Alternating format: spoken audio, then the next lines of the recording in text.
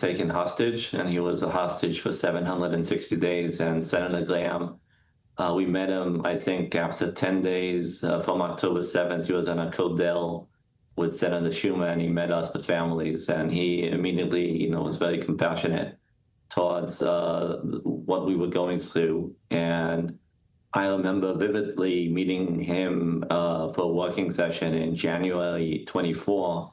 And he said, look, even though it is not in my interest, I am willing to help a Democratic president to bring out the hostages out. The way to do it is to bring Saudi normalization together, understanding that in order to get the normalization in place, there was a need to get a Saudi defense agreement. And he believed that the best way to move that defense agreement forward was with a Democratic majority and the Republicans supporting from the outside, understanding that if it was a Republican-led initiative, it would be very difficult to pass.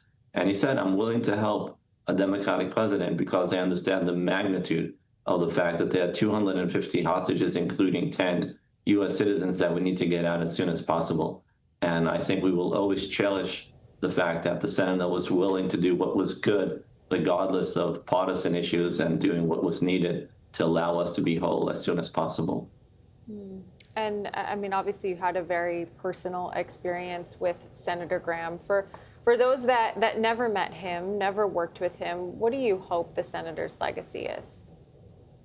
So I believe his legacy is still not completed, and he very much wanted to see the economic integration happening in the Middle East, where Israel is part of these large infrastructure projects that would prevent new cycles of violence to happen. And I very much hope that when the president meets the prime minister tomorrow, that one of the questions that he will ask him is, what are you, Mr. Prime Minister, willing to do to make Lindsey's legacy a reality? And having the prime minister speak out publicly and saying what he is willing to do if he is reelected to bring the Abraham Accords forward and to make sure that Senator Graham's legacy is indeed becomes a reality. I think that would be the best thing that I think we should see coming out of the meeting between the president and the prime minister. Ruby, stand by for just a moment, because I want to bring in CBS News' Torian Small, who is on Capitol Hill. Torian, one of the questions that we asked Aaron McLean, is Torian, okay.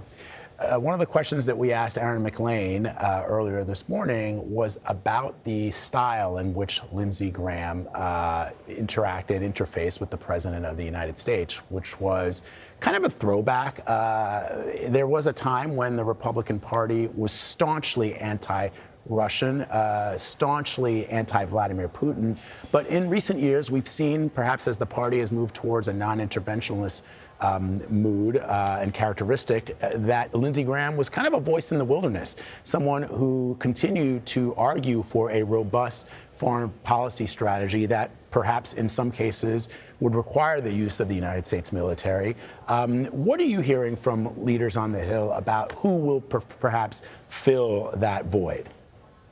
Yeah, I mean, and to your point, it's not just Republican members of Congress who adopted that anti-interventionalist or non-interventionalist style when it comes to these foreign conflicts. It was pretty typical of the Trump 2024 campaign to preach about no longer joining these forever wars and, keeping the U.S. out of those conflicts. So Lindsey Graham's approach really was antithetical to the part of the reason why Donald Trump was reelected to serve as president of the United States. I think what we're seeing, though, is that connective tissue that is so crucial between Senate and the White House, that Graham served in that role, partly because his hawkish ideas on war and, delivering peace through strength as a key tool of the United States when it comes to foreign intervention, but also just because of his long storied relationship with President Trump. When President Trump ran in 2026, Lindsey Graham was one of the biggest anti-Trumpers,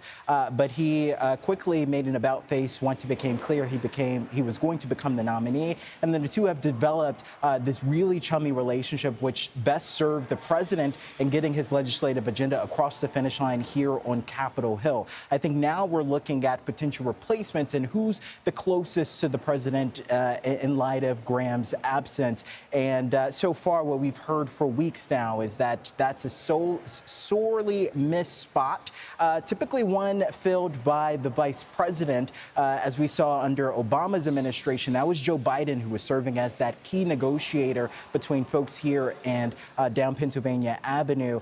So we'll see who steps up. But it's clear that President Trump has some issues with Majority Leader John Thune, so he clearly wouldn't take up that role. But we'll have to see a number of other potentially far-right members, like Rick Scott of Florida, Ron Johnson potentially of Wisconsin. Those two have come forth as anti-Thune and more so in line with President Trump's America First agenda. All right, Torian Small reporting from Capitol Hill. Torian, thank you very much. We also thank Aidan Stretch reporting from London for us, and of course, Ruby. And thank you very much, all of you. We'll continue to follow the coverage of Senator Lindsey Graham as his hearse makes its way there to the Capitol, and we will bring you those funeral services, which are scheduled to begin at about 2 p.m. Eastern this afternoon. Okay, breaking overnight, a powerful earthquake has struck southern Japan, reportedly injuring dozens of people. The quake measured a magnitude 7.1. That's according to Japan's Meteorological Agency, collapsing buildings and sparking fires in the area. CBS News foreign correspondent Raymine Asensio is tracking the story from London. Yes, a strong magnitude 7.1 quake rocked Japan's southernmost island of Kyushu. This hit about 6 miles deep, which is shallow and which can mean more destruction. And this happened just before 4:30 this afternoon local time, just as rush hour was getting going. The damage we're seeing is mounting. An explosion happened at a shopping mall called the Aeon Mall. Its second floor collapsed, and that trapped many people. And a police source told CBS News Japan partner TBS that there are numerous deaths at the Aeon Mall and that it will take time to confirm just how many. In other damage, at least 2 buildings caught fire. A train also derailed, and thousands of homes and families are now in the dark tonight, local time, without power.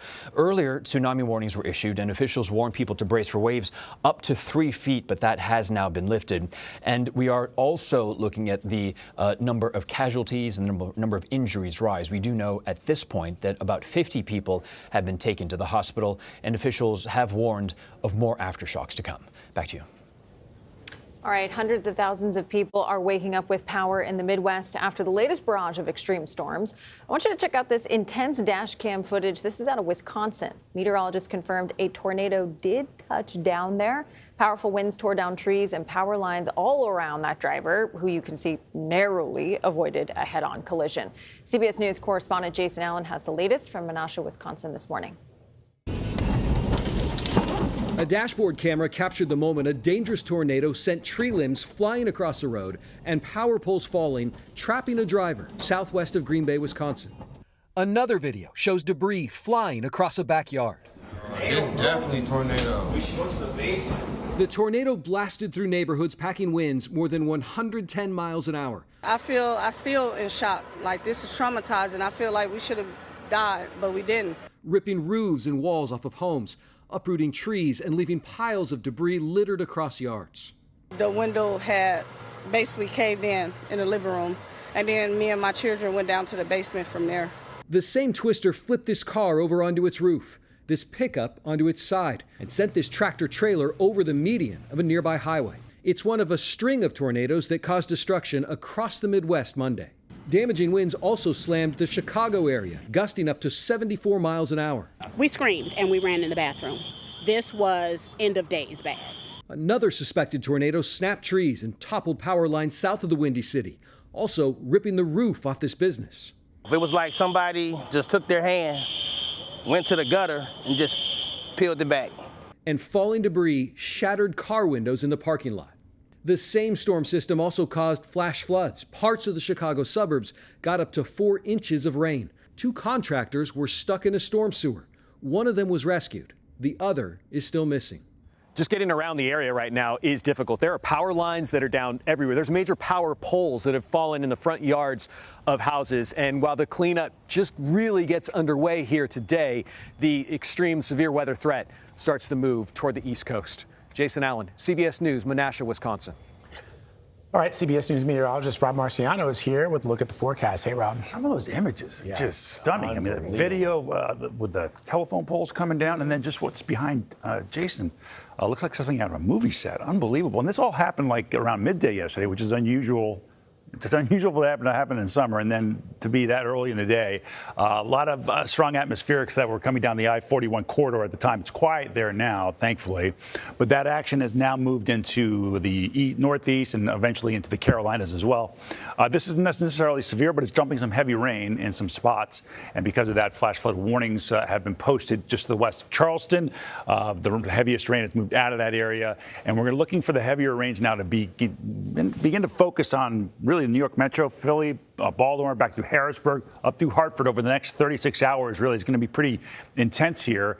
This will begin really in earnest later this afternoon through this evening. I think the evening commute is going to be a bit of a pain in some of the bigger cities. And then south from Philly back through Charlotte, this is where the atmospherics are such that we might see some severe storms like we saw yesterday. Probably not tornadoes like that, but certainly straight line winds that could be gusting over 60 miles an hour with an isolated tornado or two, possibly. And that low kind of sits up there right over the northeast here over the next couple days, and that's going to create the heavier rainfalls. The heat is on and continues to be on across the midsection of the country from Dallas to Jackson, Mississippi, up through Memphis. That's where the extreme heat warnings are posted. It looks like they slid some into the I-10 corridor down there from Mobile east to Tallahassee and out towards Phoenix. Phoenix and Vegas, I know it's supposed to be hot out there, but they've been in warnings, it seems like, on and off for about a month, so it's been a pretty toasty. We'll discuss it more in earnest and how much rain you two will endure, because I know that's a top Got to priority. get out as soon as the show's over, heading home, because it's apparently flash flood warnings. Oh, yeah. Last night, my dog and I got in right before it hit. You could hear the thunder rumbling. Yeah. I was like, okay, Vicky, come on. You got to get out there. And, of course, that's the moment where he's like, you know what? I'm going to just sniff every pole and every bush that I see. Let them eat in a cake 5-mile radius. Let them sniff. You're a dog, for sure. All right, Thanks, Rob. Okay. All right, coming up, President Biden, in his own words, what he said in nearly 70 hours of audio recordings about his handling of classified documents. This is CBS News 24/7 Mornings.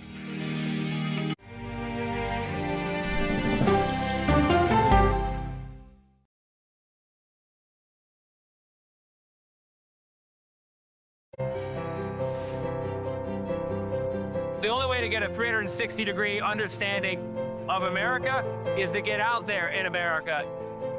There really is no swing at all when it comes to the priorities of everyday people.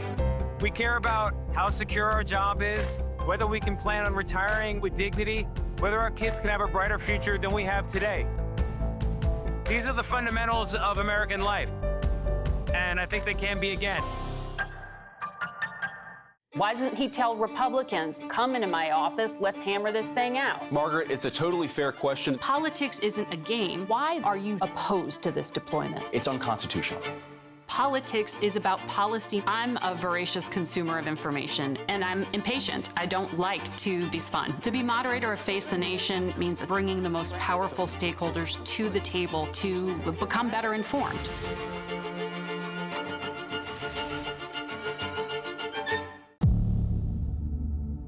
We don't want to accept that there's evil that walks amongst us, but it does. You know how when you meet somebody, you can't put your finger on it, but something's not right? You never know what anybody is capable of. I am a serial killer who's only killed once. Did you think when this goes public, this town's going to be shocked? Absolutely. When you're dealing with a 30-year-old cold case, it seems like there's not a lot of hope. We knew there was a monster out there, and we were going to find him and get him. Look at him just coming around the corner like that. We started tracking the area. When did this accident scene become a crime scene? Police! You called him a lying liar who lies about lying. Do you know why we're stopping you today? What makes you so sure that you stabbed your sister while you were sleepwalking?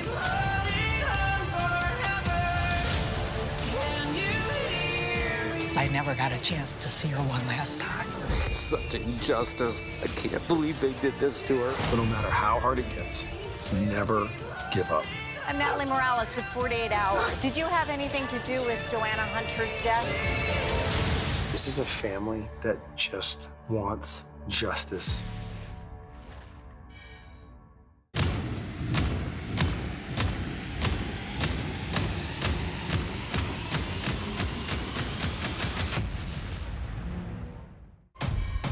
I'm Tony DeCopel from a region at war tonight. To tell the story, Hello up there. you have to be there, seeing it firsthand. I'm Tony. I work for CBS. Can you clarify what this war is about? How do you avoid this becoming a death trap? This war only seems to be accelerating. The CBS Evening News with Tony DeCopel. First on CBS, former President Biden is facing new criticism this morning over newly released audio tapes from his conversations with his ghostwriter. Now, these are the same tapes referenced in former special counsel Robert Hur's investigation. CBS News poured through more than 2 hours of the recordings that were shared. CBS News senior White House correspondent Weijia Jiang has the latest. Some of this may be classified, so be careful.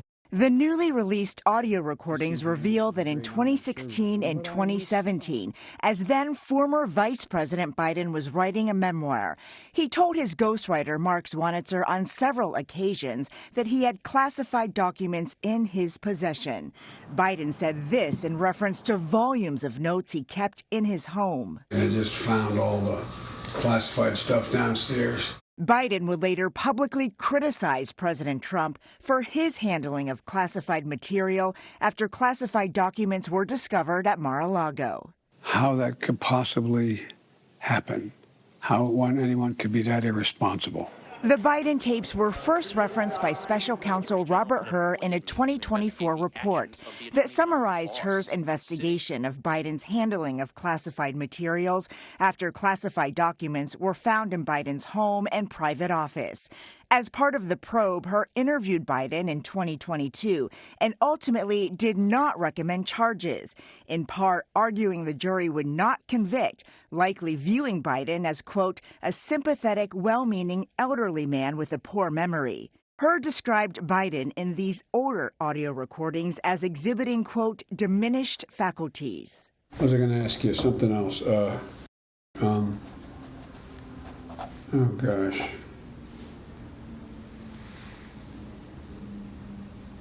I can't think what it is. President Biden had previously denied sharing classified information with his ghostwriter. A spokesman told us, quote, President Biden's conversations for a book a decade ago that discussed his late son are private and were provided to the Department of Justice on the express condition they stay that way. Reversing course and making them public is just the latest example of this administration's weaponizing the DOJ for political retribution. Now, joining us this morning to discuss is Jaime Moore, a former DNC staffer who's currently serving as a principal at Cornerstone Government Affairs. Appreciate you coming on. So let's just start broad. You know, what were your reactions when you learned these tapes were finally out there? What are you hearing from other folks inside the party? Kelly, Vlad, good to see you. Look, I'm hearing two things from inside the party right now, Democrats across the country. There's immense sort of gratitude for Joe Biden and his service, his 50 years of service.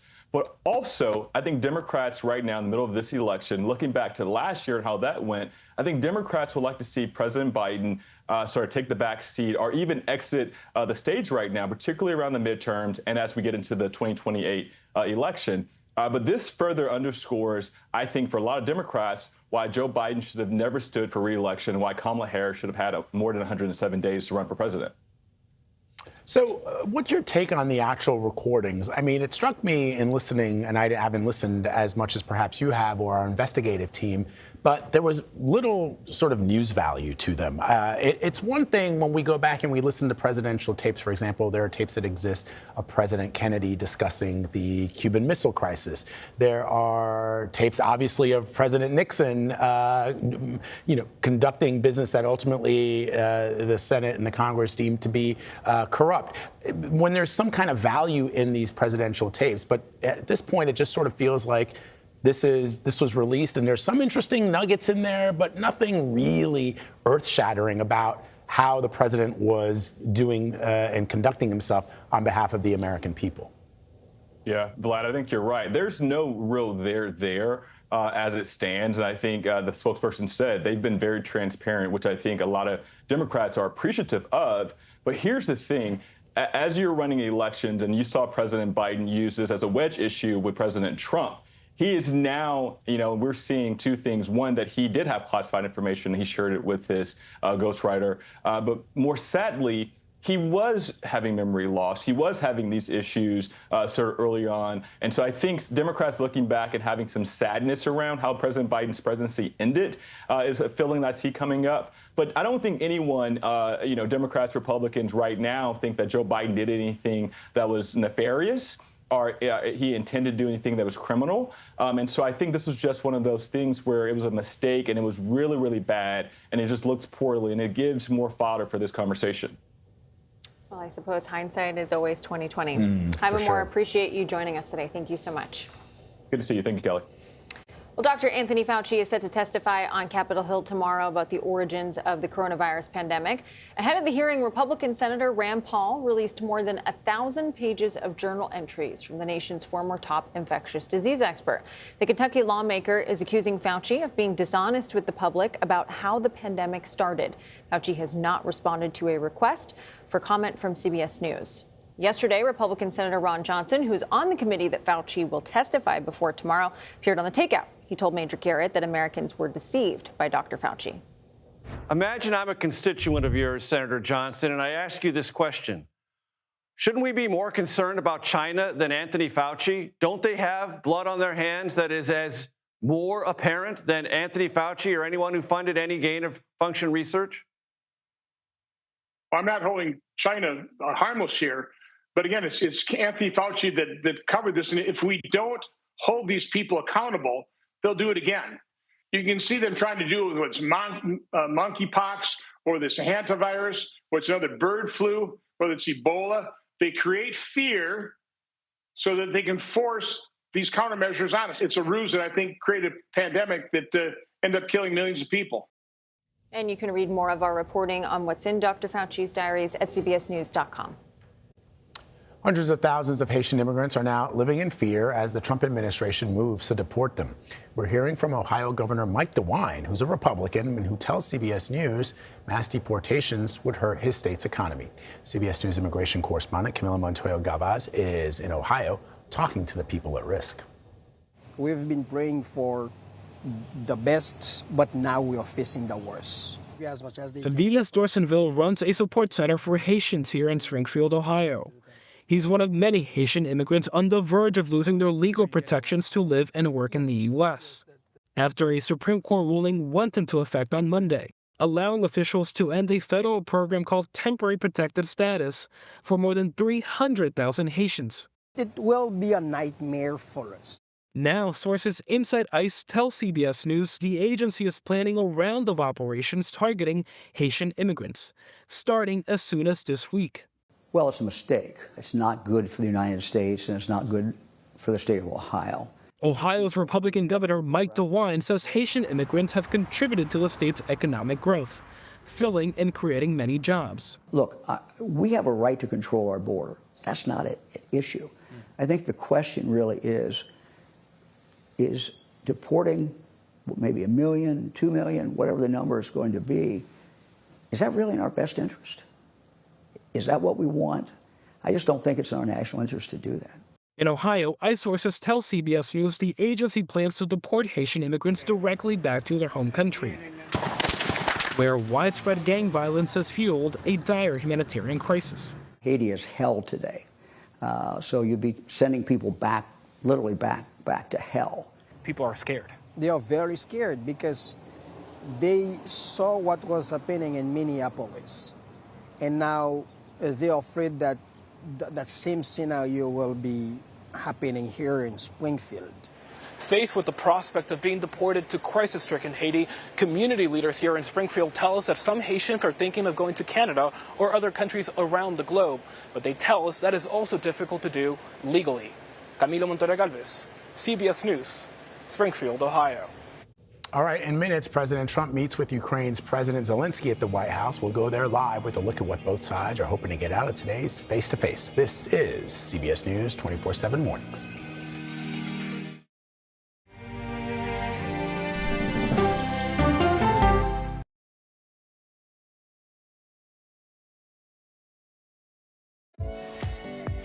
I'm Adriana Diaz. And I'm Kelly O'Grady. Join us right here for the perfect start to your weekend. Watch CBS Saturday morning on CBS and streaming on Paramount Plus. Sunday morning, Lauren Hutton's Lucky Life. We'll dig into worm grunting and hear new music from Corinne Bailey-Rae. Listen for the trumpet. Hi, everybody. I'm Nora O'Donnell, and I want to tell you about my new podcast, Healthful. Every week, I bring you the latest science, Dr. Brem, myth-busting, and trusted medical expertise. Perimenopause is hormonal chaos. We have biology to help you not suffer. To help you improve your health, your happiness. This is like such an aha moment, and just to improve your life. I think talking about this is so incredibly important. Healthful, a new CBS News podcast wherever you get your podcasts. Why doesn't he tell Republicans, come into my office, let's hammer this thing out? Margaret, it's a totally fair question. Politics isn't a game. Why are you opposed to this deployment? It's unconstitutional. Politics is about policy. I'm a voracious consumer of information, and I'm impatient. I don't like to be spun. To be moderator of Face the Nation means bringing the most powerful stakeholders to the table to become better informed.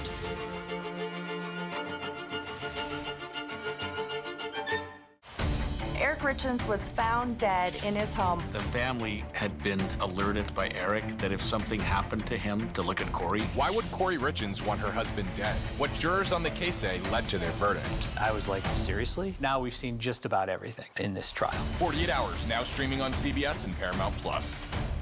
I'm Tony DeCopel. The CBS Evening News is the story of America one day at a time. I'm Tony. Success for us is not how much we pack into a show, but how much you take away from it. So join me.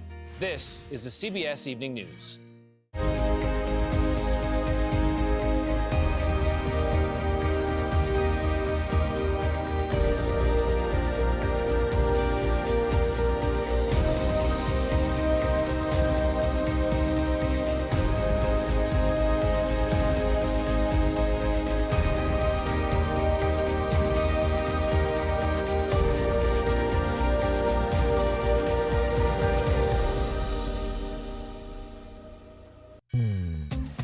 I'm Major Garrett in Washington, inviting you to the Takeout. Politics, policy, people, and pop culture served up weeknights. What's on the menu? Plenty. The day's happenings with curiosity and formality and humor. It's serious discussion, but we do not take ourselves too seriously. Who was a better speaker, Mike Johnson or you? Oh, come on. Join me on the Takeout. Streaming right here on CBS News 24/7. Welcome back to CBS News 24/7 Mornings. Here's a look at some of the top stories we're following. In minutes, the ceremony will begin on Capitol Hill for the late Lindsey Graham. We're going to take you there live. And high-stakes White House meetings. President Trump gets ready to go face-to-face with Ukrainian President Volodymyr Zelensky this hour and Israeli Prime Minister Benjamin Netanyahu shortly after. What both of those critical meetings will entail.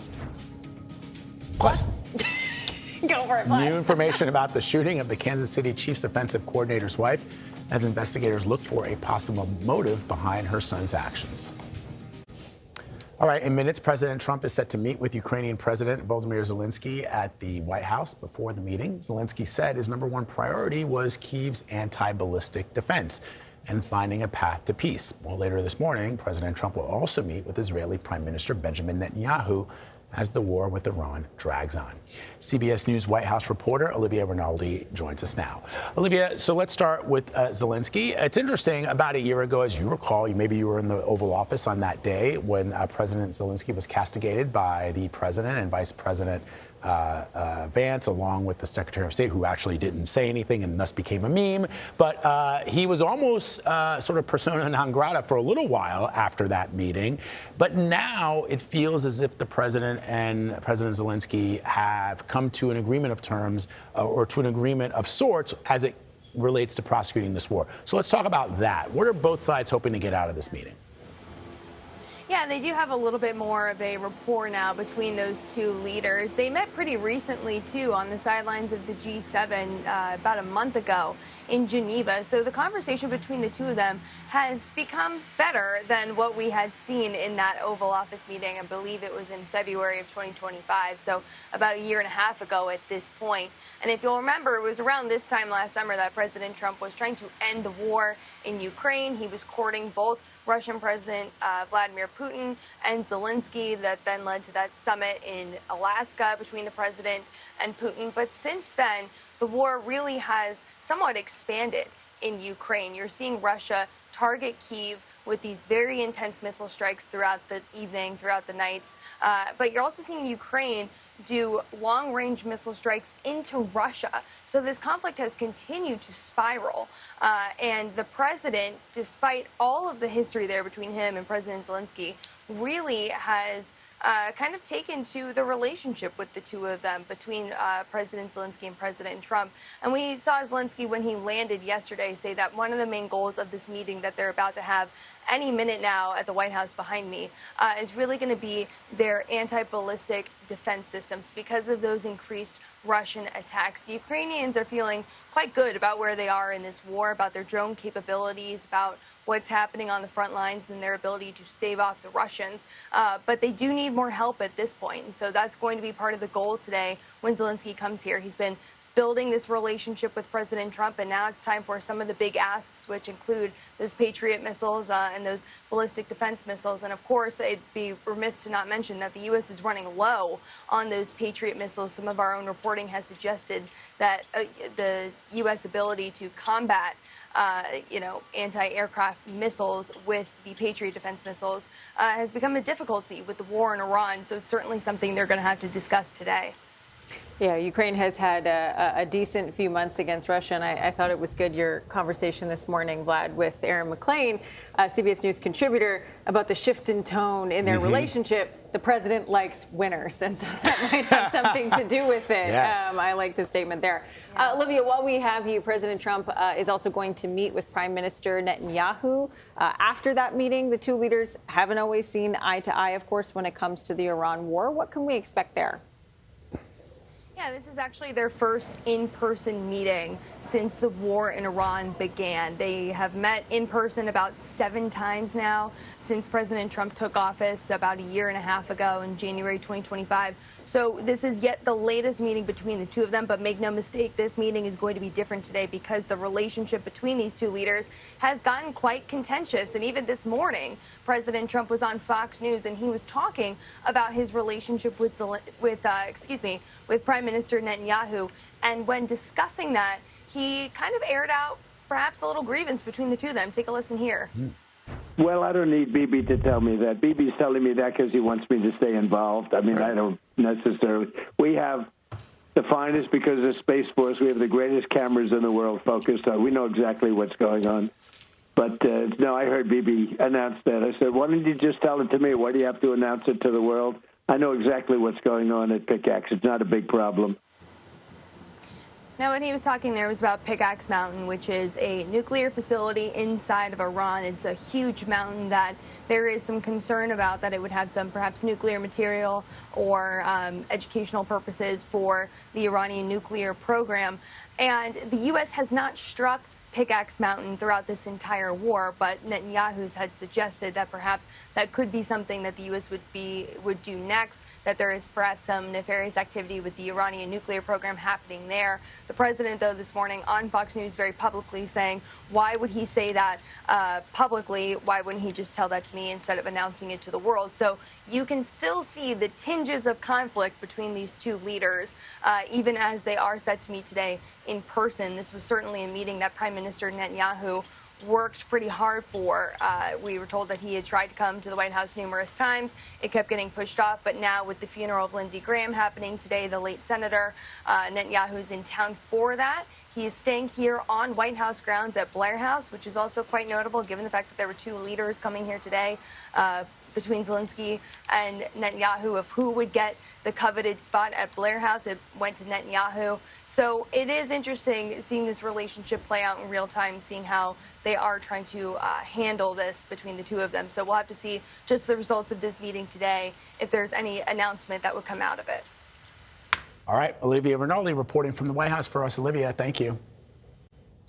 Well, this morning, police are still searching for one of the three suspects involved in a deadly shooting at a Seattle food festival. Officials say one suspect was killed during the shooting Sunday night. It sparked chaos during a food festival near the city's iconic Space Needle. A second suspect was arrested and was apparently just 15 years old. CBS News correspondent Carter Evans has more from Seattle and joins us now. So, Carter, what do we know at this time about the search for this third suspect? Well, you know, it's interesting because initially after the shooting, police and the mayor and city officials said that there were two suspects and that they were shooting at each other. It only came out in court documents yesterday that police believe there was a third suspect involved.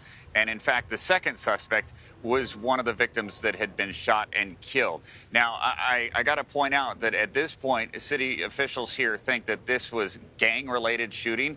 This was at a food festival, thousands of people there, and gunfire erupted in the middle of the festival. Apparently, two rival gang members shooting at each other. Two of them, actually, though, three of them, two of them were together, and one of those gang members was killed. They found two guns at the scene, and initially, I think that's why they thought that there were two individuals, but it turns out that there was a third one that got away, and police are still looking for that suspect right now. And Carter, do we know any more about the conditions of the shooting victims beyond the suspect that you mentioned? You know, many of them had been treated and released from the hospital, treated for gunshot wounds, that is, and one of them was a 2-year-old boy. There were some alarming radio calls that went out during the shooting as police were looking for a child-sized tourniquet. I mean, imagine hearing that. The parents were apparently beside themselves, but that little boy was taken to the hospital, and he's now doing pretty well along with the other remaining victims. All right, Carter Evans reporting from Seattle for us. Carter, thank you. Well, the Midwest is cleaning up from a barrage of extreme weather. A tornado in Wisconsin left behind extensive damage and cut power to thousands of homes. Look at this dash cam video of a tornado hitting near Green Bay. One driver was actually trapped before escaping.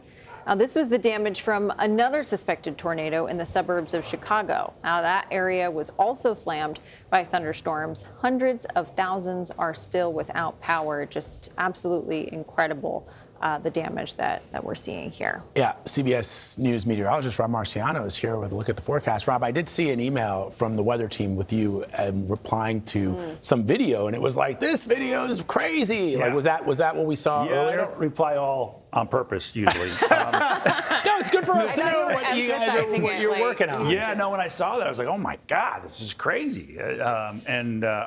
Someone did get hurt, but nobody was killed, thankfully. Okay, well, that's good news.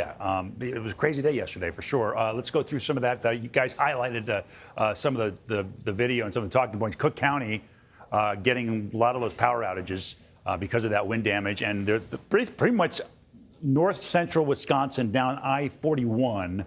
And then right through Chicago, or just to the west of Chicago, and then getting out into Illinois and Indiana. And then the wind reports down through. We also had the I-95 corridor had some stuff happening. And we look for seeing a high risk of seeing some flooding in this area, which I've been saying this a lot for different areas. We need these areas need the rain, and then we're also in the flood zone. So feast or famine. Take the good with the bad, I guess. Just be ready for a little bit of rain over the next 36 hours. All right, we'll be watching. Rob, thank you very much. Yes, sir. Okay, we're showing you live pictures right now on Capitol Hill, the ceremony for the late Senator Lindsey Graham. The live pictures from Capitol Hill that I just... Okay, there we go. I want to bring in Torian Small, our CBS News reporter who's on Capitol Hill and joins us now to talk about what we will see today. Torian, walk us through what the ceremony will look like. We know that there's one today in Washington, D.C., and then there will be another one much later in the next couple of days in his home state. Yeah, so what we're seeing happen in just a few moments, I'm going to look down because I'm keeping an eye on the screen. Once that hearse pulls up, he'll be transported inside of the Capitol where he would lie in honor. Since he served in the U.S. Armed Forces, he would be carried as part of tribute to that service to the country. And then there'll be a changeover with U.S. Capitol Police to then also pay tribute in a way to his long service as a lawmaker on Capitol Hill. What happens later, though, there will be a ceremony here as he lies in honor. He'll likely receive tributes from some of his colleagues here. But then around 2 o'clock, he'll be headed to the American Cathedral, where a much larger but closed-door ceremony will happen for him. That's where we're expected to hear from President Trump, who will be delivering a eulogy for his friend and the late Senator Lindsey Graham. That's also where we know President Volodymyr Zelensky and Bibi Netanyahu, Prime Minister of Israel, would also be attending that festivity. And Torian, just for some context, I mean, why is lying in state, on Capitol Hill such a very symbolic moment for someone like Graham?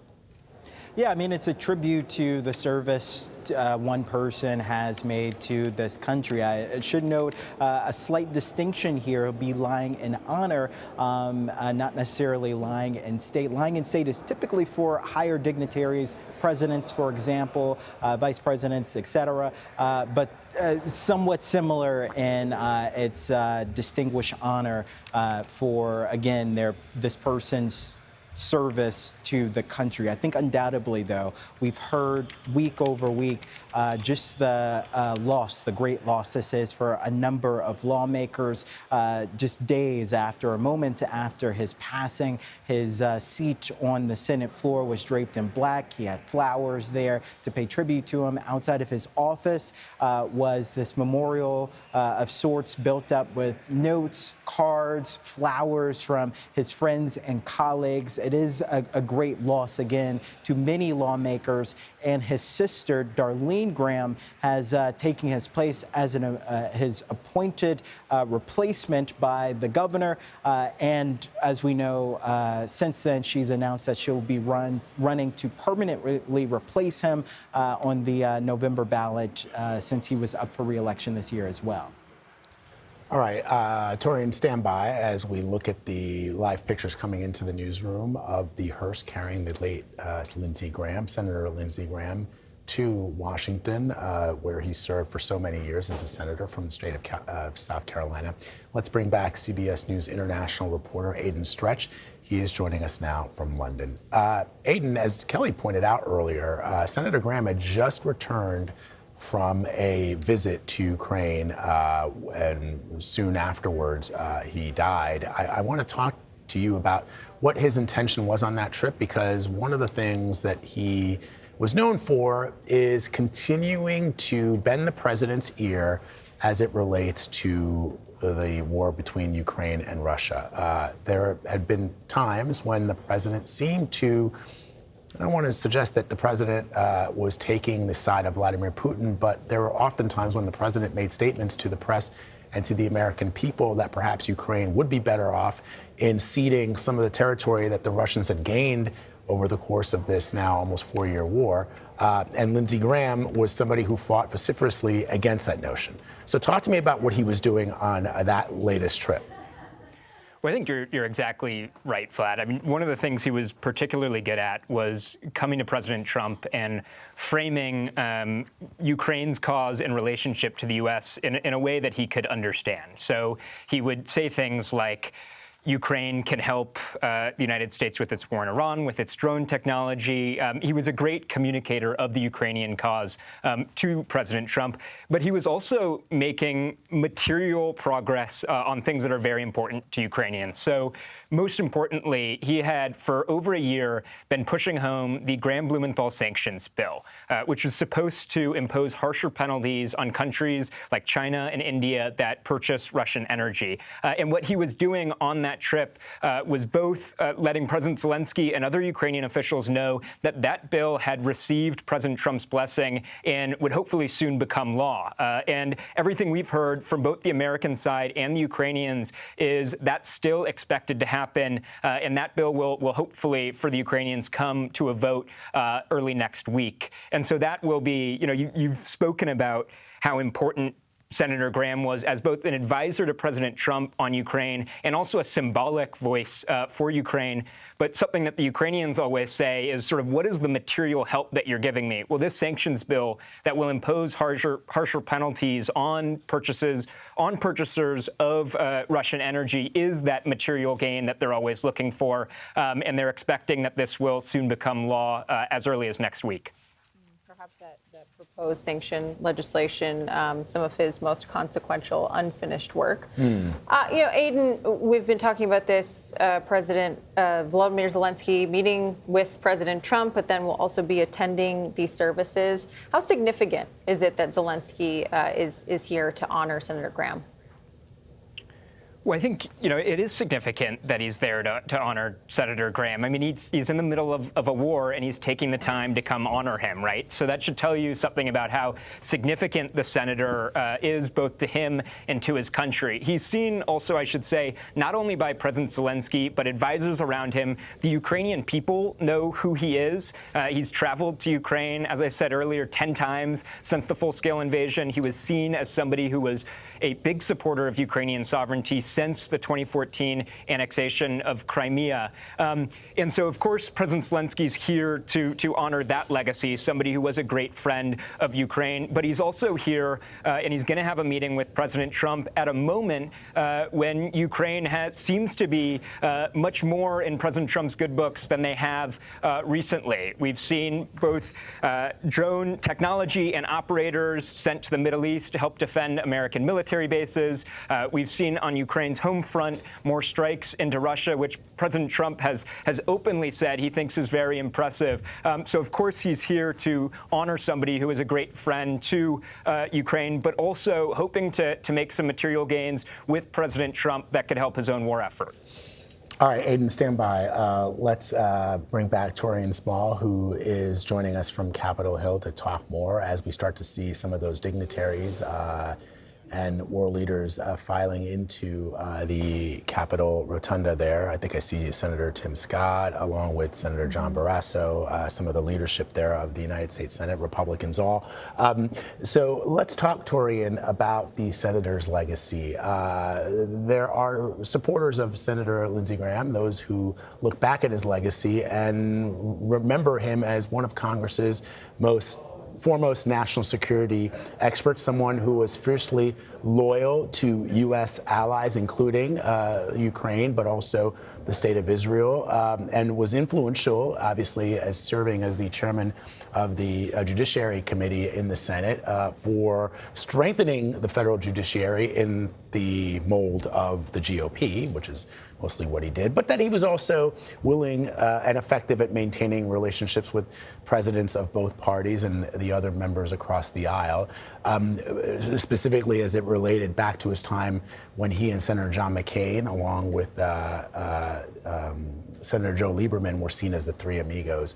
But then if you look at some of the criticisms of Lindsey Graham, one of the biggest ones is how he abandoned his earlier positions to support President Trump. We've all seen in the wake of his death the tweets and the things that he said about then candidate Donald Trump back in 2015. Others will see him as being overly interventionist in foreign affairs in the Republican Party now that wants to scale back foreign intervention. What are people in Congress saying to you in the conversations that you're having, not necessarily on camera, but in just gauging the temperature? Yeah, I mean, I think that's a great biography of who he was as a lawmaker, who he was as a person, especially that critical point I think you made there about his support for Ukraine. It was at odds at several points with members of the House Freedom Caucus or the America First right-wing flank of the Republican Party. When President Trump was running for re-election, a large part of his orbit was among the idea that they should separate themselves from these foreign conflicts. And, you know, like you said, Graham was a part of holding true to that allyship. All right, Torian, stay where you are. We're going to take a pause for a second and just watch Senator Graham's casket being unloaded and brought up to the Hill.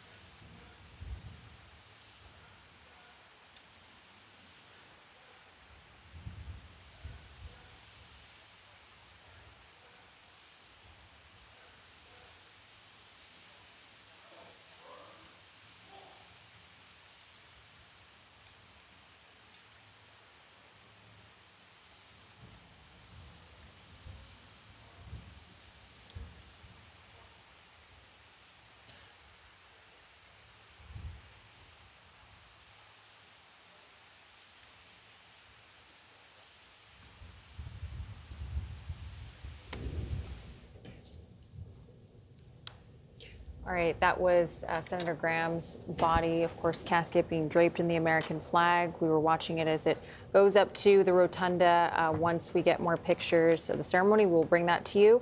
But right now, we want to bring in Lee Holmes, who joins us from Washington. He's the former chief counsel and staff director of the Senate Judiciary Committee for then Chairman Lindsey Graham. So, Lee, let's just start broad. You worked closely with the late senator on the Senate Judiciary Committee. Just tell us about that experience and what you're going to remember most about him. Morning, Kelly. Thanks for having me. If I can just say first before we get to that, I was sitting here watching, and I think it's just so wonderful that he is getting this kind of recognition at the Capitol, later at the National Cathedral, and also in South Carolina. And it really is a testament to his influence here in D.C. and also all of the lives that he touched. And I saw a lot of his family standing there at the top of the steps. I also saw his most senior staff standing up there. So it was wonderful to see them all. As to working with him, he was the easiest to work with. He in a lot of ways, staffed himself. He knew the issues extraordinarily well, and he knew how to speak to people. I learned so much from him as a young attorney. He taught me to think about what was fair, who was right, who was wrong. He taught me to always let people make their case. And he taught me how to make a case that everybody would understand. And so, I'm just, it's a hard day, but I'm so grateful to have had the time with him. And that's where I'm trying to focus my attention. Let's talk as we look here on the live images coming into us from the Capitol Rotunda, where, as you know, Lee, the Capitol Rotunda is one of the most sacred spaces in the United States, and often most Americans only see it during a State of the Union. But at a moment like this, it stops being a place of politics. It becomes a place of mourning, where both Republicans and Democrats and military leaders and officers, including we see the Vice President of the United States there, walk through and enter through those same doors. And for a brief moment, we will see politics suspended in Washington, and that is done intentionally for somebody like Lindsey Graham. But I also want to talk a little bit about his legacy, and one of the things that we were just talking about with our congressional reporter, Torian Small, was about his legacy as it relates to the things that he strongly believed. For example, a strong and robust American foreign policy, being strongly loyal to the countries that he considered to be America's closest allies, but oftentimes willing to, depending on how you look at it, some would say flip-flop to another position if that seemed to benefit him politically. Others would say that he was compromising. But how would you describe that contradiction in what we saw over the years as Senator Graham during the years that he served in the United States Senate? Someone who was, on one hand, strongly loyal to the institutions that he valued, but yet also at times willing to go in a completely opposite direction if it seemed to be of benefit to him politically. Yeah, I don't view him as having flip-flopped really at all. I think that he operated in the realm of the possible, and he never forgot his job, which was to represent the people of South Carolina. And to do that, you've got to work with the people that get into office. And so I think that he excelled at staying true to his principles and working with the environment in which the people of South Carolina and the people of the United States gave him. He was not going to throw the towel in because the political dynamics had changed. He was going to focus on what he could get done. And that's why his loss is so extraordinary. I want to pick up on something that you said. You you don't want to throw the towel out or towel in, rather. You want to work with the people in office. Something else that Vlad and I were discussing earlier was the senator's changing relationship with President Trump, being critical back in 2016, but becoming one of his closest allies. Was that then, hearing you describe him as someone who didn't want to throw in the towel, a choice of pragmatism or genuine persuasion over the time that the president is in office? I think it was both pragmatism and also being responsive to the political moment. And the other story under there is the president and Lindsey developed a true friendship. And that friendship only grew over time, grew on the golf course, but it also grew professionally. And Lindsey became someone that the president could really rely on. And Lindsey also was able to move his priorities forward with the president because the president respected him and had that friendship with him. Lee, stand by. I want to bring in, as we look now upon live pictures coming in to us of what is happening there in the Capitol. We will soon see the casket. There it is. You can see on your screen there of the casket of the late Senator Lindsey Graham. What is fascinating, and at this very solemn moment, as we watch him brought in, he will be placed on a simple wooden pedestal that was first used in the wake of the assassination of President Abraham Lincoln. So it's a very sacred pedestal. It's simple wood, befitting this very solemn ceremony. Let's watch.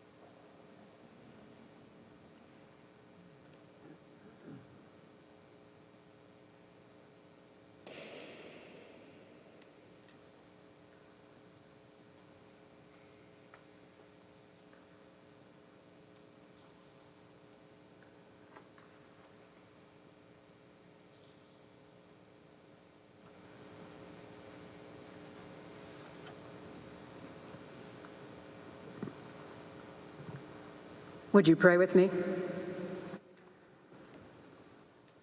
God of the ages, it is your almighty hand that guides our lives and directs our steps. Often it takes the suddenness of death to see how your divine love shapes and leads each one of us on life's journey. And in these moments of mourning, we necessarily take the time to give thanks for those whose lives have left a lasting and significant impact on us and on so many along the way. We invite your divine presence with us in this ceremony, that you would bless our efforts to honor appropriately the influence and effect Senator Lindsey Graham has had on each one gathered here and on this country and on the world. Give us eyes to see how you led a boy from central South Carolina through a life marked by personal hardship and legendary public service, placing upon him the mantle of leadership that Lindsey Graham bore faithfully and courageously for decades in service to this nation as airman, congressman, and senator. It was you, O Lord, who brought him through adversity, shaping within him an enduring sense of responsibility. It was you who, throughout his noteworthy career, equipped him with his assertive spirit, a force to be reckoned with, while also instilling in him a pragmatic determination to get things done, even when it required negotiating with the other side.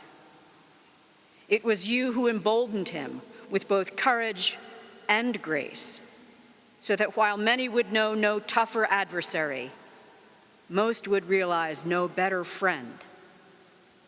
And now, as this patriot rests from his labors and stands before you, may Lindsey Graham hear your own well done, good and faithful servant. It is in your eternal name we pray. Amen.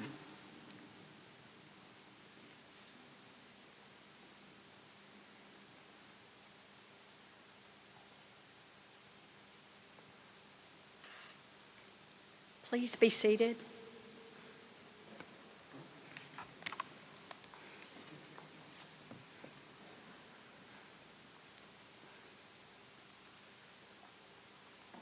Senator Darlene Graham, members of the Graham family, Vice President Vance, Majority Leader Thune, and other distinguished guests, I'm incredibly honored to offer on behalf of the people of South Carolina our immeasurable gratitude for the statesman and even better friend, Senator Lindsey Graham.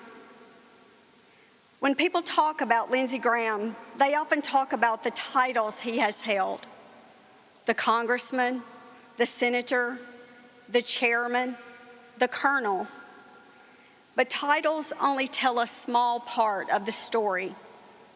To truly understand Lindsey, you have to understand his deep love for South Carolina and his family, and his belief that public service is a responsibility, not simply a position.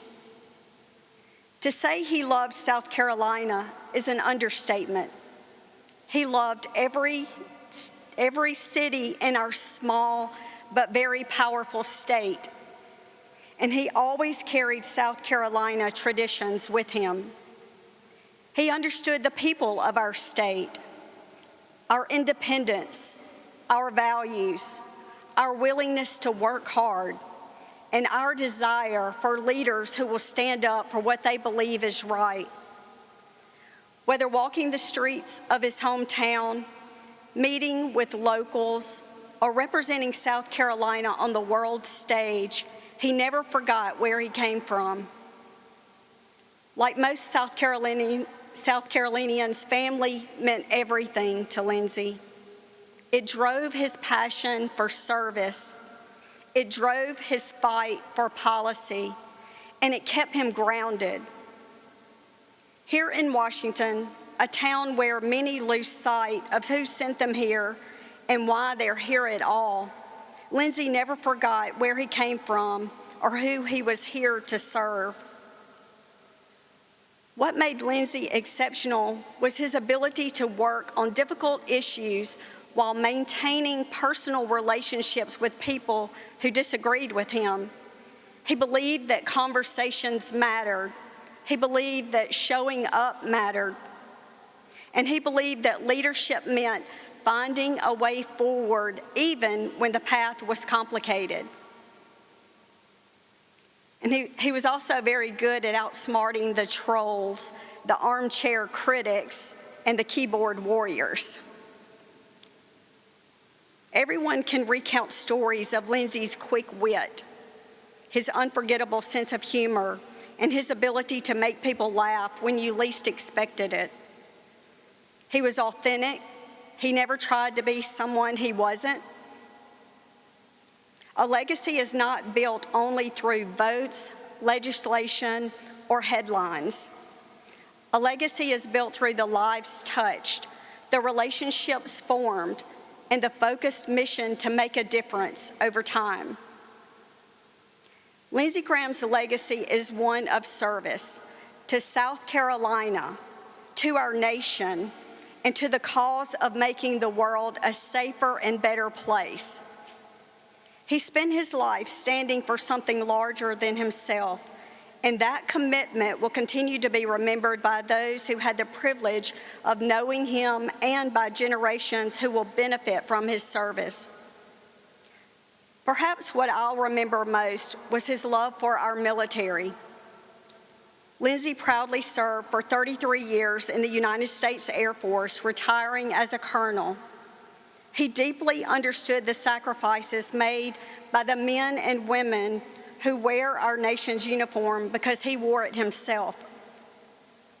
I am the Congresswoman for the Upstate and a Lieutenant Colonel for the South Carolina Air National Guard. But Lindsey never missed an opportunity to remind me that he outranked me, not only in service, but also in his office in the upper chamber. And you know what? He had earned that right. He loved our service members, he loved our veterans, and he never stopped fighting for him. Just last week, I received a call from a friend that I had served with. He was a colonel, a pilot. He told me years ago he was on an aircraft and Senator Graham happened to be on that plane. He said he thought he never would get him out of the cockpit because he was right in the middle, almost the entire flight, talking to the pilots and learning more about them. That's just who Lindsey was. He wanted to be right there alongside our fighters and our veterans. I was proud to call Lindsey Graham my constituent and honored to have called him my friend. Service is not celebrity nor comfort, and public service is never accomplished by one person alone. Every member knows it takes a team. And he built one of the best teams who faithfully served alongside him. To every member of his Senate staff, both past and present, thank you for your service to Lindsey, to South Carolina, and the United States of America. Your professionalism, your loyalty, and your sacrifice and your loss is recognized. Having served under the Department of the Air Force, Lindsey and I both knew the Airman's Creed, which partly reads, "My mission is to fly, fight, and win." I am faithful to a proud heritage, a tradition of honor, and a legacy of valor. Those words describe Lindsey Graham's life. Through triumph and hardship, victory and criticism, a legacy of service. I remember so well one of my last joint events with Senator Graham.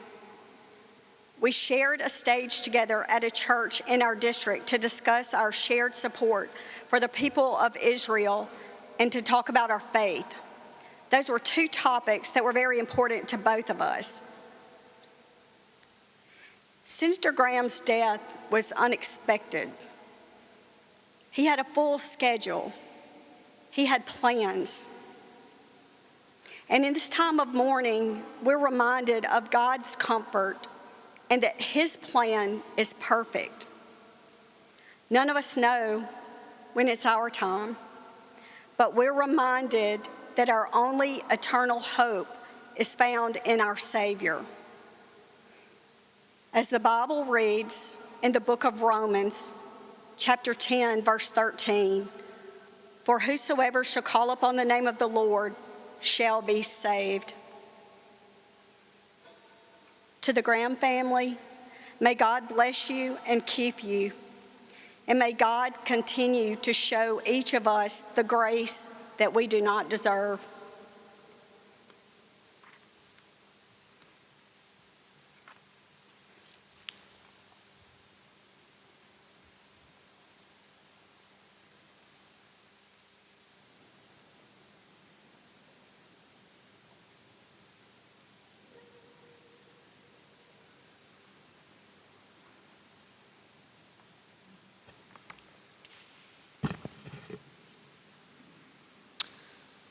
Mr. Vice President, Darlene, Senator Graham, Larry, members of the Graham family, ladies and gentlemen, good morning. It's difficult to believe that we're here today to say a final farewell to Lindsey as he leaves the Capitol for the last time. My heart is heavy. I feel his absence every day, and I know so many of my colleagues do as well. Senators on both sides of the aisle counted him as a friend. And Republicans and Democrats alike, including the Democrat leader, are here to say farewell. Lindsey was a towering figure here in the Senate and on the international stage. His leadership on national security and on our national defense is well known.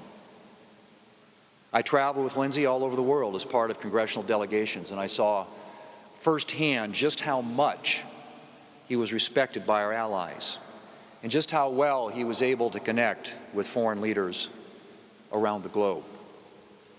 Striking, too, was the instant connection he had with the military men and women that we met. They recognized him immediately as one of their own. Lindsey's work on these issues would be enough to cement his place as a leader in the Senate. But he was a leader on many other issues, too. As chairman of the Senate Judiciary Committee in the 116th Congress, he fought tirelessly to advance well-qualified judges. He was serving as chair of the Budget Committee at the time of his death and was responsible for getting important tax relief legislation to the floor. And no tribute to Lindsey's work is complete without mentioning that he was a powerful voice for the pro-life movement. "Until my last breath, I will be fighting for this cause," he said. And he was. He was a fierce defender of Ukraine. He was a fierce defender of the unborn. And on the surface, these might seem like two completely separate issues. But it strikes me that in another way, they are both of a piece. In both cases, Lindsey Graham saw injustice, and he spoke up. And, was as typical of Lindsey, he spoke up fearlessly. "I don't apologize for being pro-life," he said in an interview in 2022, and probably on a number of other occasions. It didn't matter to Lindsey whether an issue was popular or unpopular, whether he had the full support of his colleagues or whether he was standing alone. If he believed he was in the right, he spoke up. He told things the way he saw them, and he didn't mince words. But lest anyone think it was all work and no levity with Lindsey, let me just say that there was no one who took his job more seriously than Lindsey Graham. But also no one was more capable of cracking up a room. During the work week here in Washington, a lot of us are away from our families, so we often get together in groups for dinner. And let me tell you, Lindsey was always the first call. The conversation and the laughs always flowed at any meal where Lindsey Graham was present. He was entertaining always, and pretentious never. There are a lot of so-called self-made people in the world, he once said. I'm not one of them. My family, friends, neighbors, and my faith picked me up when I was down, believed in me when I had doubts. You made me the man I am today, he said. Ladies and gentlemen, Lindsey will be remembered as a senator and as a statesman. But for me, most of all, I will remember him as my friend. It's hard to think that there will be no more Senate dinners with Lindsey, that he won't be dropping by my office to discuss some piece of legislation or make me laugh with his witty commentary. But I cling to the same faith that Lindsey had, to the sure and certain hope of the resurrection and the knowledge that death is not the end. I am the resurrection and the life, says the Lord. The one who believes in me will live even though they die, and whoever lives by believing in me will never die. To Darlene and the Graham family, to Lindsey's beloved staff members, be assured of the prayers of my wife Kimberly and I, and the prayers of so many in this room. And to Lindsey, rest in peace, my friend.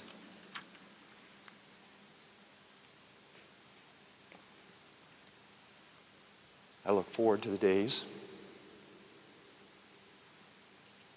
when you make us all laugh again.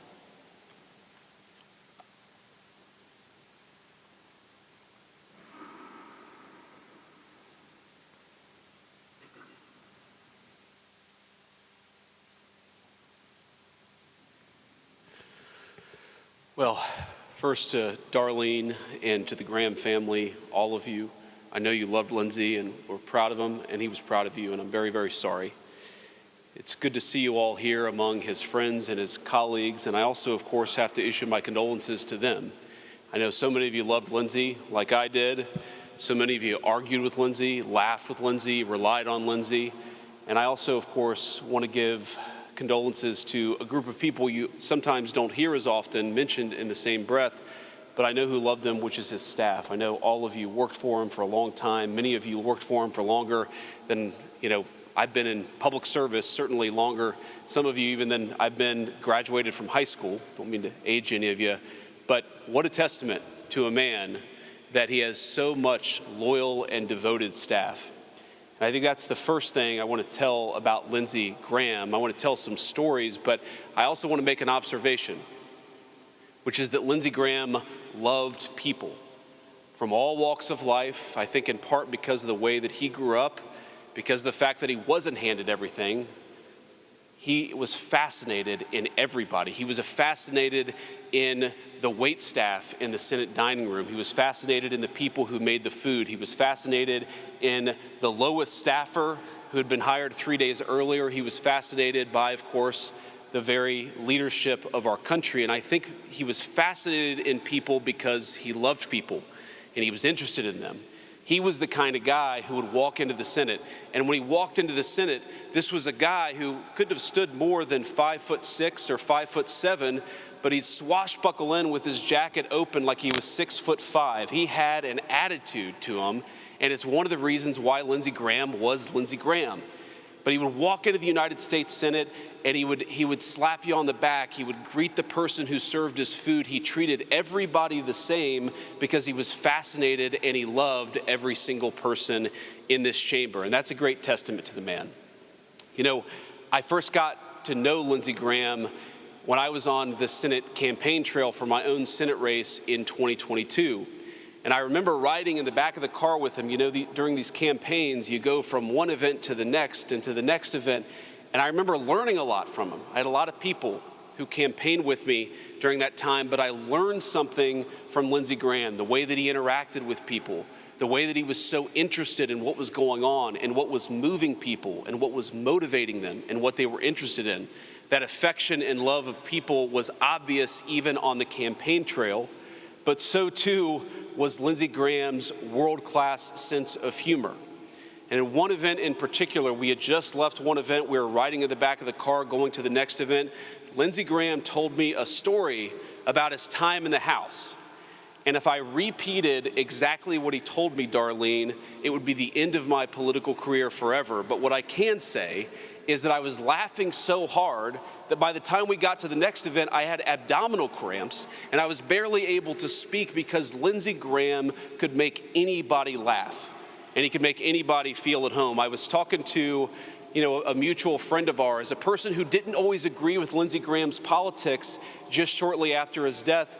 And I expected the person maybe to say something critical, but he said, you know what? Even though we sometimes disagreed, I loved Lindsey Graham.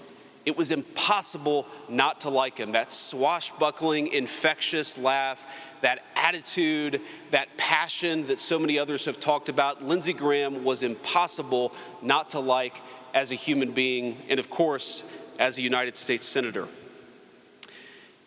I remember on that campaign trail where, you're trying to raise money. And one of the ways that you raise money is you send people to your campaign website.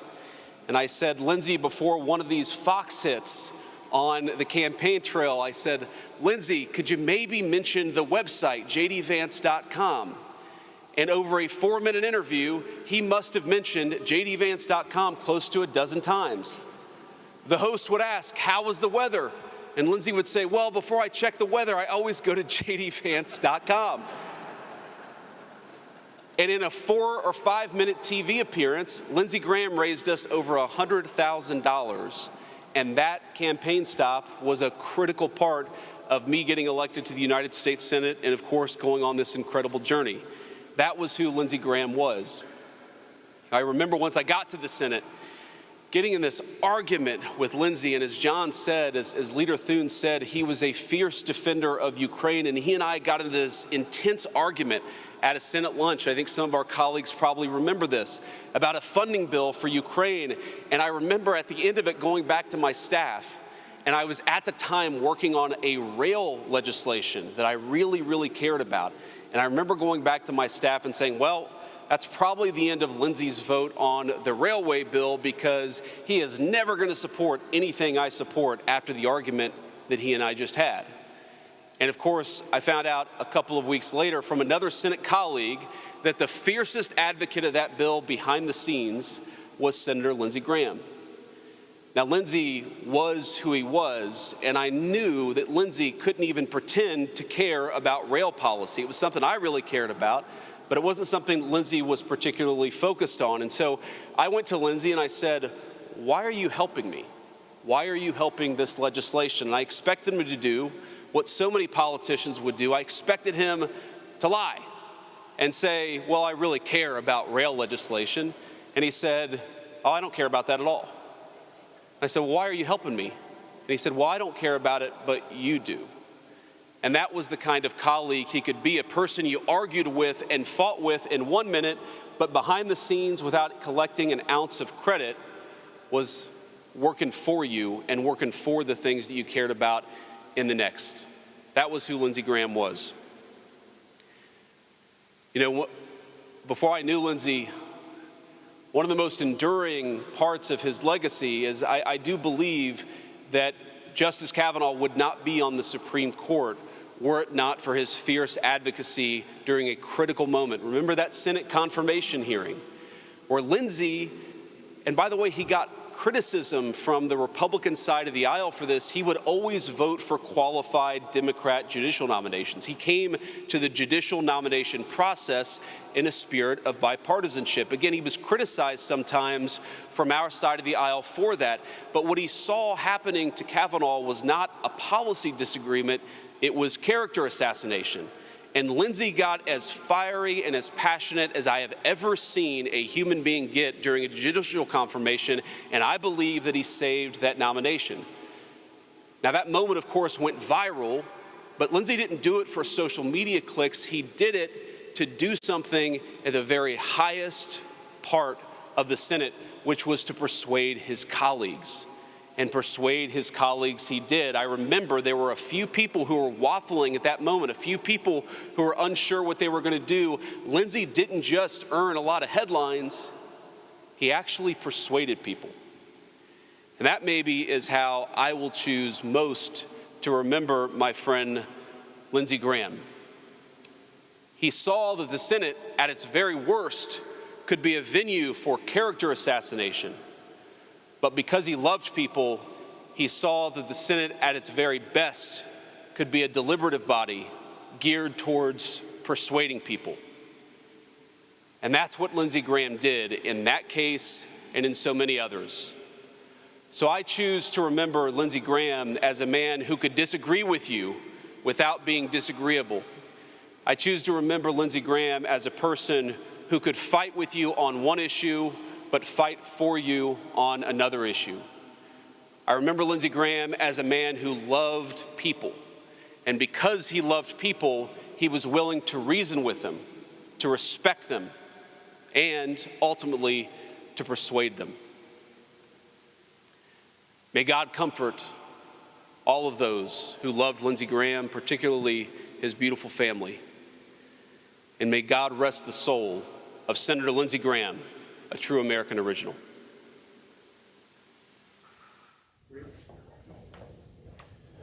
All right, you've been listening there to some very moving and eloquent speeches made by not only members of the clergy, but also the men who knew Lindsey Graham best, the Vice President of the United States, J.D. Vance, who was before he was Vice President, a United States Senator, and Senator John Thune, perhaps no man closer to Lindsey Graham in the Senate. But there are Democrats who are there in that room. Kelly, as you pointed out to me, I was asking because my eyes are going, but I could see that you pointed out that the former President of the United States, Joe Biden, who served in the United States Senate alongside Lindsey Graham for many, many decades, as well as Senator Chuck Schumer, who has done the same. And we watched at that moment where Senator Graham's coffin was laid on that pedestal, that kataflak, they call it. Very simple wooden pedestal whose only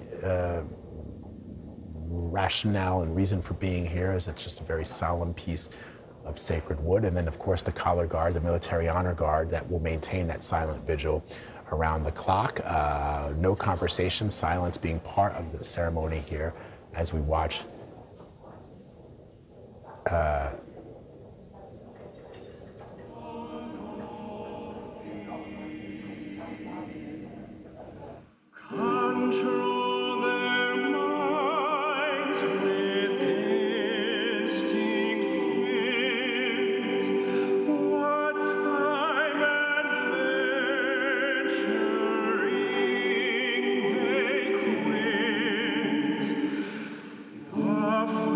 Secure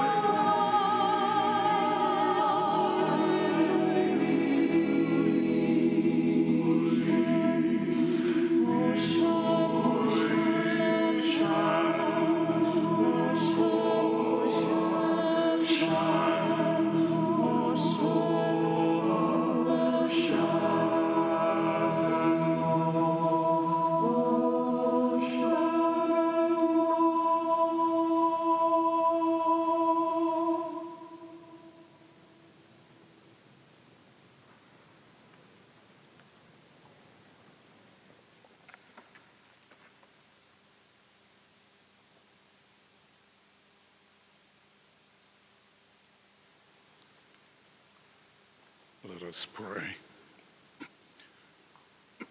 Our Father in heaven, we thank you for the inspiration of the life and legacy of Senator Lindsey Graham.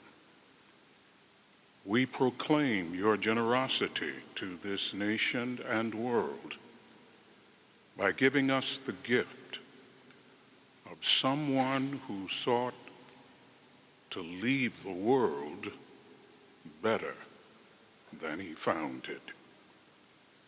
Inspired by his great life, teach us all to see you more clearly, to love you more dearly, and to follow you more nearly each day.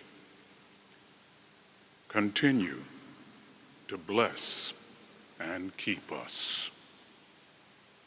Make your face shine upon us and be gracious unto us.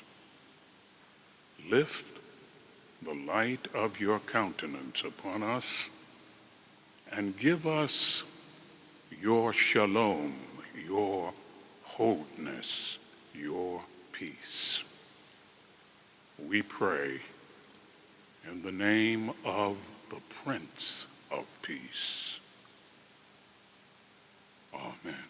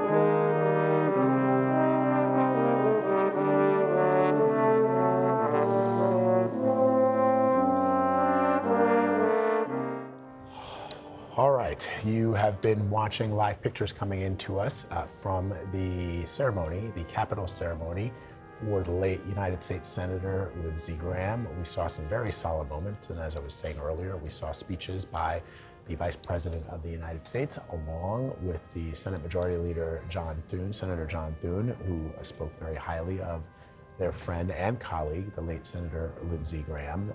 This is, again, a very solemn moment. Lying in state generally is something that is only done for government officials, members of Congress, military leaders, unknown soldiers, and this moment is happening for Lindsey Graham. Let's bring in CBS News congressional correspondent Caitlin Huey-Burns, who's joining us live from Capitol Hill.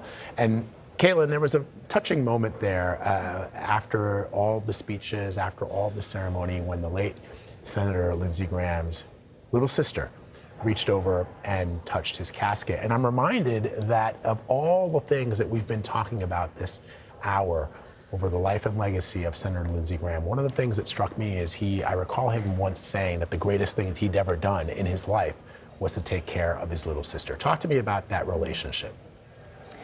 That's right, Vlad. And now his little sister is a U.S. Senator. And it was such a touching moment there. If our audience may remember or may not know, Lindsey Graham's parents died when he was in his early 20s. His sister was a teenager, and he essentially adopted her and raised her.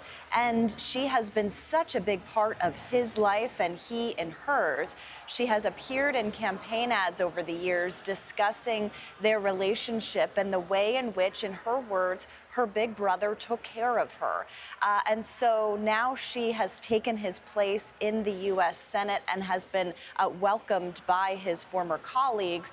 And it was just such a touching moment there, especially all of this pomp and circumstance, kind of remembering who he was. And Vlad, I couldn't help but think the last time many of his colleagues that you saw there saw Lindsey Graham was in these very hallways. There was such shock after his death. I remember talking to many senators shortly afterwards. They were just in utter disbelief, considering that Senator Graham had just been in Ukraine. He had been working on a lot of high-profile issues here in the Senate. And so you see his colleagues gathered there from both sides of the aisle. I was kind of going through and looking at all the Democrats that were there as well. And that really speaks to the way in which Senator Graham did work across the aisle. He was a loyal, staunch ally of President Trump, did everything in his power to push forward on Trump's policies, but he also had a lot of friends across the aisle.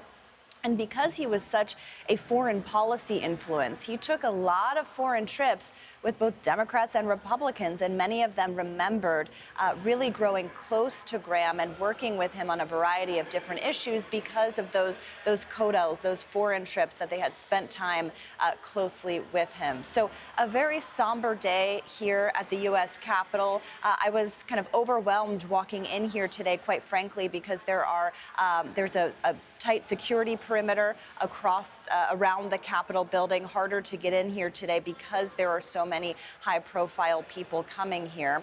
And also it was notable, guys, the way in which his staff was lined up outside the Capitol to welcome his casket in on the east side of the Capitol, back to the place that he was so fondly remembered here. And I can say over the past couple of weeks since his passing, it does feel like a different place. I mean, Lindsey Graham was someone who you could talk to anywhere in these halls he was often walking by himself on his cell phone, not really flanked by a ton of staff or people kind of, in this bubble with him, but highly accessible to his colleagues and reporters alike.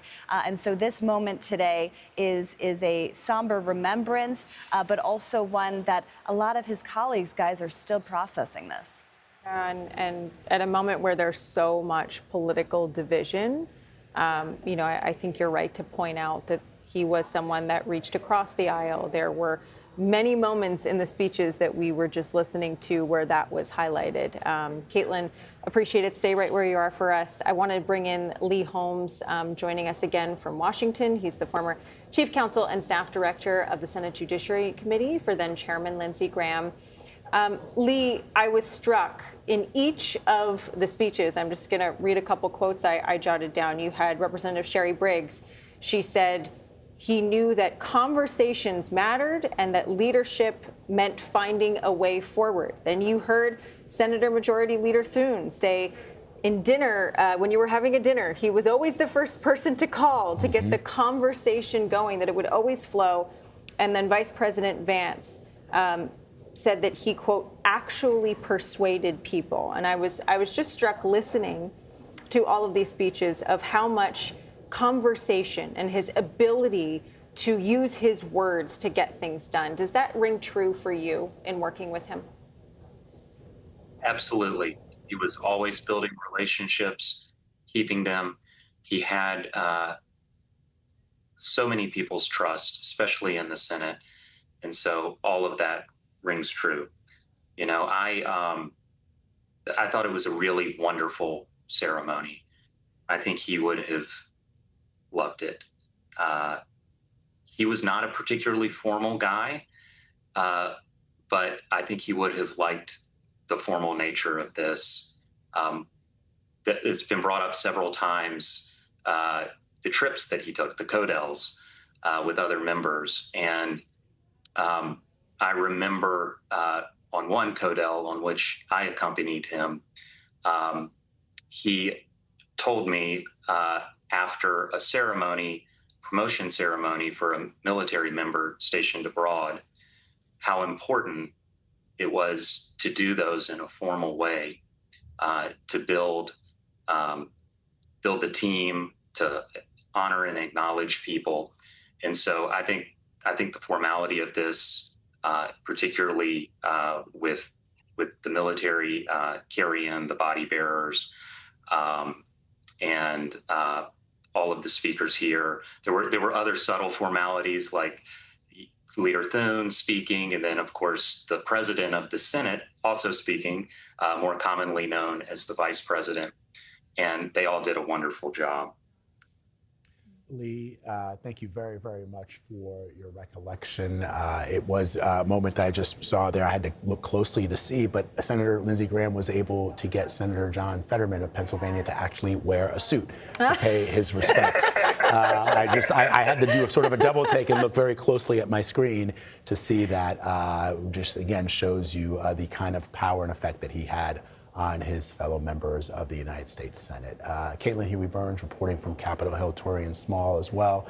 Aidan Stretch, who also spoke with us earlier. Thank you very, very much. And as we see these senators paying their final respects to the Senator Lindsey Graham, let's just be reminded of this very solemn moment, the casket draped with that American flag. And Kelly, as you know, this isn't simply a patriotic decoration. In fact, the flag, as we know, represents our country, the nation, and it is temporarily embracing this casket, this person who graced the halls of the United States Senate and the Capitol building for so many years. The ceremony that we're watching and that we've seen unfold over the last hour or so says in effect that you belong to the American people during your life, and now the American people are here to honor you in death. And so this is a place where the speeches that we heard, there was no applause, there were no debates, just speeches, solemn words spoken by the people who knew him well and who loved him the most. We will continue to bring you coverage of this event throughout the day, including the Cathedral funeral service, which begins at 2 p.m. Eastern. All right, that does it for us, but stay right where you are. Mugo Adigwe is live from San Francisco right now with our top stories.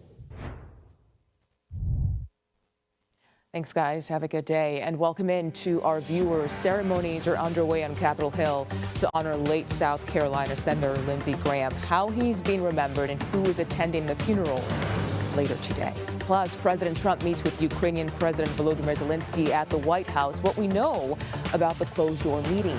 And we are keeping an eye on the White House, where President Trump will also meet separately with Israeli Prime Minister Benjamin Netanyahu. The war in Iran is expected to be a major talking point. But we begin with two wars and two leaders at the White House today. President Trump is holding Oval Office meetings, as we said, with Ukrainian President Volodymyr Zelensky and Israeli Prime Minister Benjamin Netanyahu. On the agenda, conflicts that so far have found no diplomatic solution. It will be Netanyahu's first meeting with Trump since the war with Iran started. For Zelensky, it is the second time he and Trump have met face-to-face this month. Let's go to the White House and CBS News White House reporter Olivia Rinaldi. Olivia, thank you for your time. So let's talk about the meeting with Prime Minister Netanyahu. What's at issue here as the war with Iran enters its sixth month?